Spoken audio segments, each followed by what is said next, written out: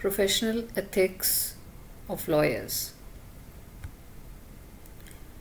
Now, in this paper, we have historical perspective and regulations of legal professions and various other topics. So, in this presentation, we'll take up historical perspective and regulation of legal profession. Historical perspective में हम brief history पढ़ेंगे legal profession की. Now legal profession India में बहुत time पहले evolve हो गया था when the establishment of British courts that happen. वहीं से इनैक्टमेंट ऑफ लॉज और बार काउंसिल्स बनने शुरू हुए. नाउ हिस्टोरिकल डेवलपमेंट में 1672 में हम देखते हैं जो ब्रिटिश कोर्ट थे वो बॉम्बे में इस्टेब्लिश किया गया. हाई कोर्ट्स भी इस्टेब्लिश किए गए जो कि लीगल सिस्टम को रेगुलेट करते थे. लीगल प्रैक्टिशनर एक्ट पास किया गया 1879 में जो कि लीगल प्रैक्टिशनर्स और जिन्होंने क्वालिफिकेशंस वगैरह प्रिस्क्राइब की कि कौन प्रैक्टिस कर सकता है लॉ की.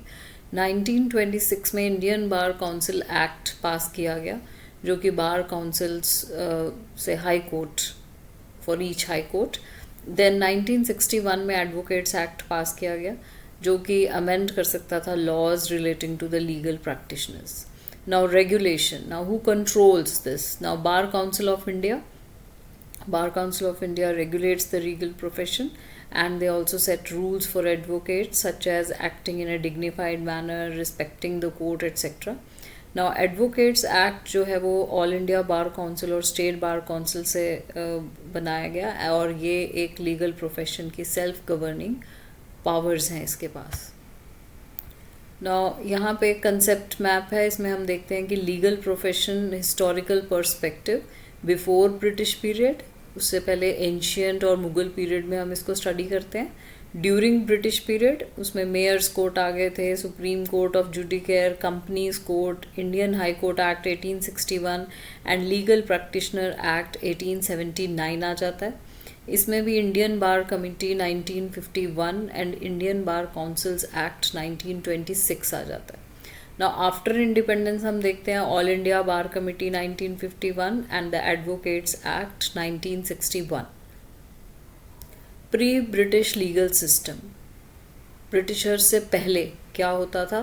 कोई डेडिकेटेड लॉयर्स नहीं थे, सेपरेट लॉयर्स नहीं थे जो कि अपनी किसी पार्टी को कोर्ट में रिप्रेजेंट कर सकते थे. किंग या लोकल लीडर्स जो होते थे वो डायरेक्टली केसेस सुनते थे और उसी के बेसिस पे अपने डिसीजंस दिया करते थे और उनकी अंडरस्टैंडिंग कस्टमरी लॉज और रिलीजियस प्रिंसिपल्स पे बेस्ड थी. एडवाइज़र्स. जब लॉयर्स तो while not lawyers in the modern sense, उस टाइम में जो वाइज मैन थे, जो रिलीजियस लीडर्स थे या कोर्ट एडवाइज़र्स थे, वो किंग को असिस्ट करते थे किसी भी अंडरस्टैंडिंग कॉम्प्लेक्स केस की अंडरस्टैंडिंग में या फिर अपना काउंसलर्स की तरह वो बिहेव करते थे. Then community based justice. Disputes बहुत सारे कम्युनिटीज़ के होते थे, उसमें जो एल्डर्स होते थे या रिस्पेक्टेड इंडिविजुअल्स होते थे वो मीडिएटर्स का काम करते थे. मुस्लिम इन्फ्लुएंस बहुत रहा बिकॉज मुस्लिम रूल रहा, इसलिए उस टाइम एक वकील टर्म वहीं से ही निकल के आती है, वकील इमर्ज्ड. सो इसमें वकील वो इंडिविजुअल्स होते थे जो कि किसी पार्टी को रिप्रेजेंट करते थे, but there was a legal framework उस वक्त नहीं बना था. हिंदू लीगल प्रिंसिपल्स में भी देखा गया है कि हिंदू सोसाइटी में द कंसेप्ट ऑफ धर्म, that is righteous conduct. धर्म is actually, the actual meaning of धर्म is right conduct. ठीक है, that has also played a significant role in the decision making, in the legal decision making. Early years. पहले के सालों में हम देखते हैं कि लीगल प्रोफेशन बहुत ज़्यादा ऑर्गेनाइज्ड नहीं था बिगिनिंग में, and the British they did not play much attention to organising the legal profession. Only British and English lawyers वो प्रैक्टिस कर सकते थे कोर्ट्स में. फिर 1726 में एक चार्टर आया, इस्टेब्लिश हुआ, जिसमें मेयर्स के कोर्ट 3 प्रेसिडेंसी टाउन्स में इस्टेब्लिश किए गए. 3 प्रेसिडेंसी टाउन्स थे Bombay, Calcutta and Madras. Then this regulating act जो 1773 में पास हुआ उसने ब्रिटिश क्राउन को इस्टेब्लिश करने दिया supreme court of judicature in Calcutta.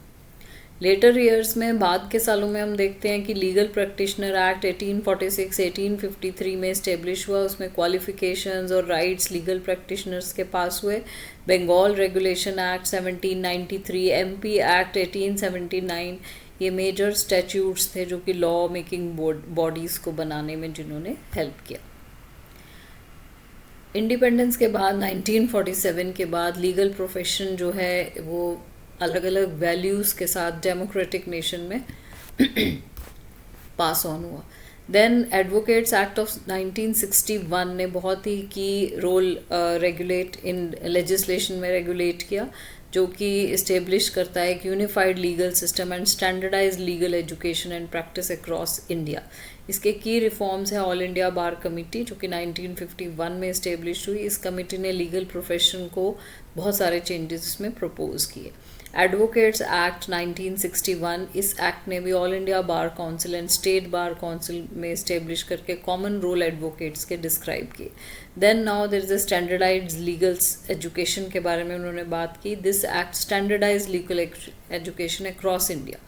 इसमें डिसिप्लिनरी मेजर्स की भी बात की गई है for any type of misconduct. Now advocate act जब तक नहीं बना था, उससे पहले जो लीगल प्रोफेशन था वो एक मिक्स कॉलोनियल एरा रूल्स और प्रोविंशियल लॉज के बेसिस पर ही चलता था, इसलिए बहुत सारी उसमें इनकन्सिस्टेंसीज थी, बहुत सारी डिस्क्रिपेंसीज थी, और लीगल प्रैक्टिशनर्स, उनकी क्वालिफिकेशन, उनके एथिकल स्टैंडर्ड्स, ये सब उसमें ठीक से डिफाइन नहीं किए थे। Now role of lawyers in India. Now lawyers जो हैं वो बहुत ही सिग्निफिकेंट रोल प्ले करते हैं इंडिया स्ट्रगल फॉर फ्रीडम में। बहुत ज़्यादा सोशल अवेयरनेस लाने में भी उनका रोल रहा है। लॉयर्स ने बहुत ज़्यादा रोल प्ले किया है, फोरमोस्ट रोल प्ले किया है, आगे आके रोल प्ले किया है, जो कॉन्स्टिट्यूशनल मैंडेट को जस्टिस दिलाने के लिए सिटीजन्स को। Thank you.